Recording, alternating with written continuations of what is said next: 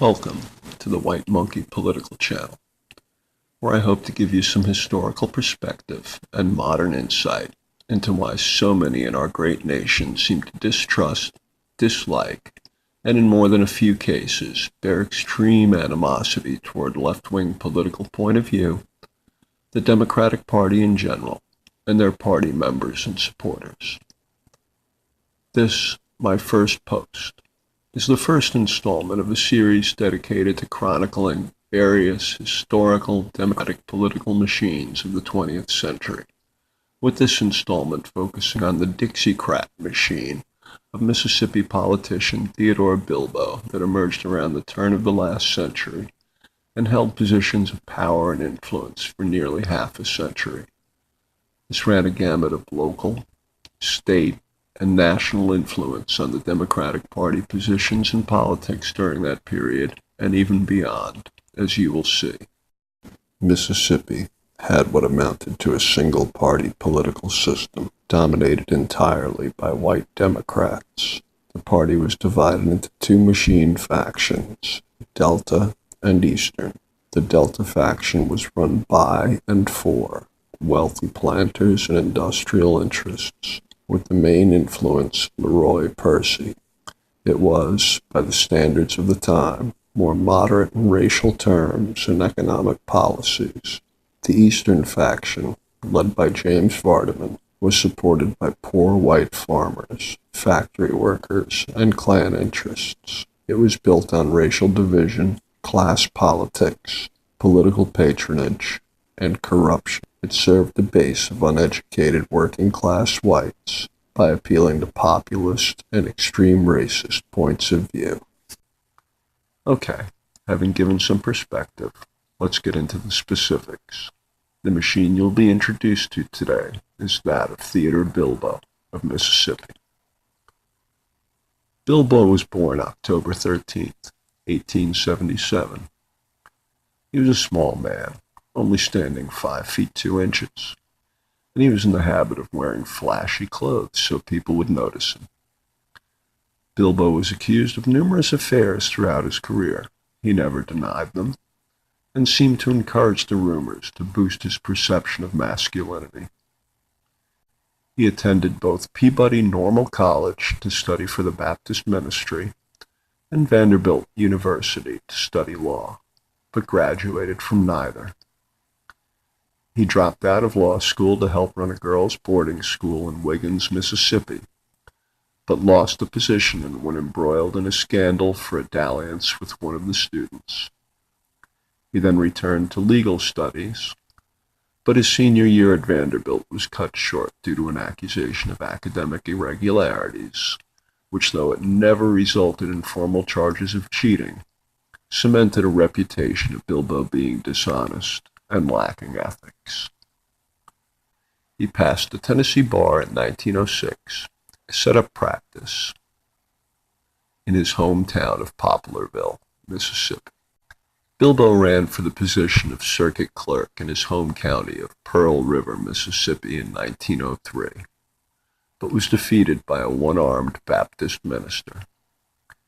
Bilbo came to appreciate the power of being a sympathetic figure when he found himself thinking about that empty sleeve when he went to cast his vote. Mississippi was a one-party state, but there was a political divide among two factions of the Democratic Party, with the Delta region having a large population of mostly black citizens, but politically dominated by the white plantation class. The Red Clay Hills and Piney Woods regions were populated by poor white farmers. The Delta political faction was led by the Percy family of planters, the Hills and Woods region by a faction loyal to James Vardaman, a populist. Bilbo aligned with the Vardaman faction. He was elected to the Mississippi State Senate in 1907, sworn in 1908, and served in the post until 1912. His legislative time was spent introducing multitudinous bills, most intended to benefit his poor constituency. While many were quite sarcastic, he introduced a bill to build a trunk line to the Capitol building so the railroad could better deliver legislators to their duties after having entertained and lobbied them. During his tenure, he was embroiled in a bribery scandal related to the appointment of a replacement U.S. Senator. Out of a large body of choices, eventually Vardaman and Percy emerged as the final two. On the 56th day of voting, Percy emerged as victor, 87 votes to Vardaman's 82. Bilbo claimed to have been paid a $645 bribe to switch his vote to Percy, which he accepted only as part of his own investigation into irregularities.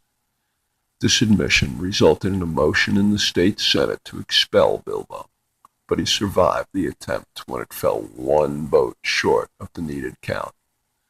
The Senate, however, did pass a resolution that resolved, in view of the unexplained inconsistencies and inherent improbabilities in the testimony of Senator Bilbo, his established bad character and lack of credibility, that this Senate of Mississippi does hereby condemn his entire bribery charge and the statement of the role he played as detective and decoy as a trumped-up falsehood, utterly unworthy of belief, resolved furthermore that as a result of the conduct of Theodore G. Bilbo in this matter and the testimony produced in this investigation, the Senate pronounces Bilbo as unfit to sit with honest, upright men in a respectable legislative body, and he is hereby asked to resign. In 1911, he was elected lieutenant governor and sworn into that office in 1912. During his campaign, Bilbo insulted State Senator Washington Dorsey Gibbs of Yazoo City, describing him as a renegade Confederate soldier. A fierce argument ensued, and Gibbs broke his cane over Bilbo's head, resulting in injury. A headline in the Jackson Daily News that read, "Warhorse of Yazoo City broke good walking stick over the head of Poplarville pervert," and sympathy among the voters. At a campaign appearance, Bilbo described political rival J.J. Henry as a cross between a hyena and a mongrel dog, begotten in a graveyard at midnight, suckled by a sow, and educated by a fool. This caused Henry to seek out Bilbo on a train he was riding, and fairly mercilessly pistol-whip him while demanding an apology, resulting in a concussion and permanent scarring for Bilbo, who used the incident to elicit sympathy from voters. Once Bilbo was seated as lieutenant governor, using his powers as president of the state senate that accompanied the position, he had the previous on-the-record admonishment of his character and fitness stricken from the Senate records. 60 days later, the Senate passed another resolution, praising Bilbo as one of the fairest and best lieutenant governors, a man who knows his duty and has the courage of his convictions, and especially who at all times been fair. 1913 saw Bilbo involved in a controversy over the state prison system, and he and a state senator indicted by a Vicksburg grand jury on charges of bribery in connection with a plan to create a new county in the Delta region by dividing Washington County, the home county of his rival Percy. To add insult to injury, the proposal also sought to name the new county that thus formed after Percy rival Vardaman, who had been elected to the U.S. Senate in 1911. The proposed bill failed, and the jury hearing the bribery charge acquitted both Bilbo and his co-defendant. He served as lieutenant governor until 1916. In 1915, Bilbo was elected governor. His campaign was based on a progressive liberal platform of creation of a state highway system, creation of a tax commission to reform the state tax system, creation of juvenile reformatories as an alternative to jails for juvenile offenders, creation of a school for the mentally retarded, creation of a commission to oversee activities of corporations, passage of a blue sky law to regulate the sale of stock within Mississippi, increased school funding, the adoption of initiative and referendum procedures. Bilbo took office in 1916, and despite the Jackson Daily News suggesting such a turn of events should cause the eagle on the dome of the state capitol to be replaced with a puking buzzard, his term is historically hailed as one of the more effective gubernatorial regimes of the period. The state finances were put in order. Mandatory attendance of school was imposed. He implemented a board of bank examiners and worked to eradicate the South American tick. He was hailed as Bilbo the Builder due to authorizing a state highway system, building new dorms for the old soldiers' home, authorizing construction of a TB hospital and a charity hospital, and financing of lime crushing plants. Early in his administration, he pushed through a law eliminating public hangings of an official nature. This had little effect on the Ku Klux Klan practice of hanging and then burning the corpses of those who met with their displeasure, however. A quote attributed to Bilbo related to the lynching and burning of John Hartfield that occurred in Ellisville, Mississippi on June 26, 1919 states, "I am utterly powerless. The state has no troops, and if the civil authorities at Ellisville are helpless, the states are equally so." Furthermore, excitement is at such a high pitch throughout South Mississippi that any armed attempt to interfere would doubtless result in the deaths of hundreds of persons. The Negro has confessed, saying he is ready to die, and nobody can keep the inevitable from happening. The Mississippi State Constitution at that time forbade consecutive terms for a governor, so Bilbo ran for a seat in the U.S. House of Representatives when his gubernatorial term expired. This run was unsuccessful, mostly due to his advocating the insecticide bath dipping of cattle to stem an outbreak of Texas fever related to tick infestation, a position opposed by farmers who believed the practice would prove as fatal to the cattle as the ticks. In 1923, Bilbo was caught up as a go-between in a scandal involving his former lieutenant governor, now sitting governor, Lee M. Russell. The scandal involved a sexual dalliance between Russell and his secretary while seated as lieutenant governor, resulting in her impregnation. The pregnancy was terminated with an abortion, which resulted in her inability to bear any further children. She was threatening suit, which would have been both politically and financially inconvenient. Bilbo was tasked by Russell with defusing the situation and was unsuccessful, as was her lawsuit. Bilbo was subpoenaed by the court to deliver testimony and documentation related to his involvement, and he ducked the subpoena, but was eventually caught hiding in a barn while avoiding arrest for doing so. Bilbo was sentenced to a 30-day jail term for contempt of court, but served only 10 days.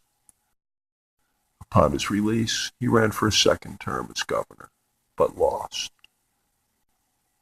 In 1927, he ran once again for the gubernatorial seat, a campaign he based on segregationist Klan values. He was vociferously critical of sitting Governor Dennis Murphy, who had defeated Bilbo in 1923, for having mobilized the National Guard to halt a much-publicized lynching in Jackson, Mississippi. Bilbo is quoted as opining, "No black person is worthy of protection by the National Guard."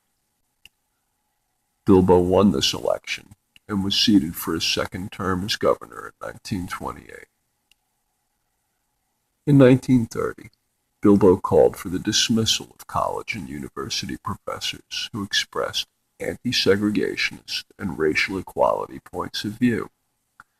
When the administrators resisted the idea, Bilbo had the presidents of the University of Mississippi, Mississippi A&M University, later Mississippi State University, and the Mississippi State College for Women dismissed, replacing them with a realtor, a press agent, and a recent BA recipient. The Dean of Medicine at University of Mississippi was replaced by a man who once had a course in dentistry. National accreditation of the state university system was suspended in 1932 as a result. Bilbo's final year as governor was consumed in a budget stalemate, with the governor refusing to sign off on budgets submitted by the legislature, and the legislature refusing his counter-budget proposals. When Bilbo left office, the state coffers amount to $1,326.57, while debts were tallied $11.5 million. When his term as governor expired, Bilbo was hired as a consultant for the U.S. Department of Agriculture, a patronage position earned by delivering support from Mississippi U.S. Senator Harrison in his recent successful campaign. It was a high-paying, nearly no-show position, with his duties comprising only clipping newspaper articles related to the U.S. Department of Agriculture and collecting them in scrapbooks. Washington pundits dubbed him the Pastemaster General. In 1933, he ran a successful campaign for the U.S. Senate and was seated in 1934. His performance in the position was highlighted by oration against farmer murderers, poor folk haters, shooters of widows and orphans, international well poisoners, charity hospital destroyers, spitters on of our heroic veterans, rich enemies of our public schools, private bankers who ought to come out in the open and let folks see what they're doing, European debt cancelers, unemployment makers, pacifists, communists, munitions manufacturers, and skunks who steal Gideon Bibles from hotel rooms. Bilbo became embroiled in a feud with his former patron, Senator Harrison. Bilbo's base of support was poor tenant farmers, Harrison's the wealthy upper-crust planters and merchants. Kicked off by the nomination of Judge Holmes for the Fifth Circuit Court of Appeals, Bilbo delivered a 5-hour denouncement of Holmes and the only vote opposed to his appointment. The feud continued when Harrison ran for re-election, with Bilbo supporting his primary opponent. Harrison was successful in his run. In 1937, Harrison ran for Senate Majority Leader, but lost his bid by a margin of 1 vote, Bilbo's. Bilbo was a staunch supporter of the New Deal in deference to his impoverished base of support, but with his own segregationist twist. He advocated the federal financing of deportation of 12 million blacks to Marcus Garvey's Liberian colony as a mechanism to alleviate unemployment.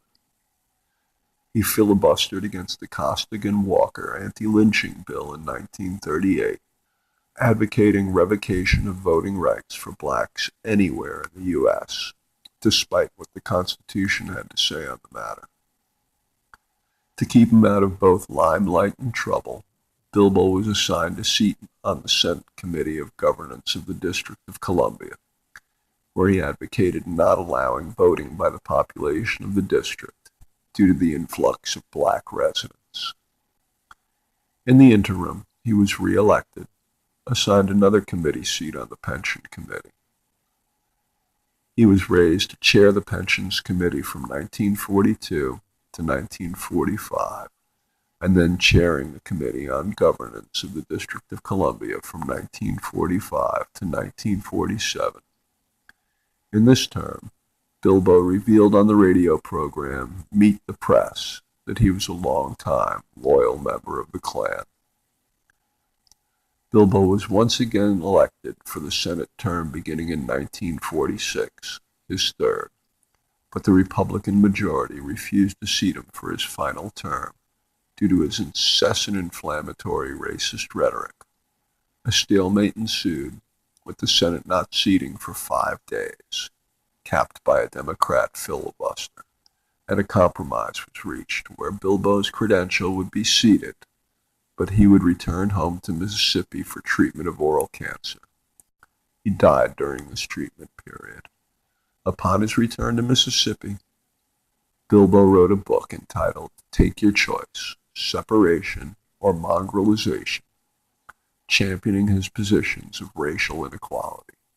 He self-published the work, with his publishing house headquartered at his home. His home and much of the stock of his book subsequently burned. Bilbo died August 21st, 1947, in New Orleans, while being treated for oral cancer.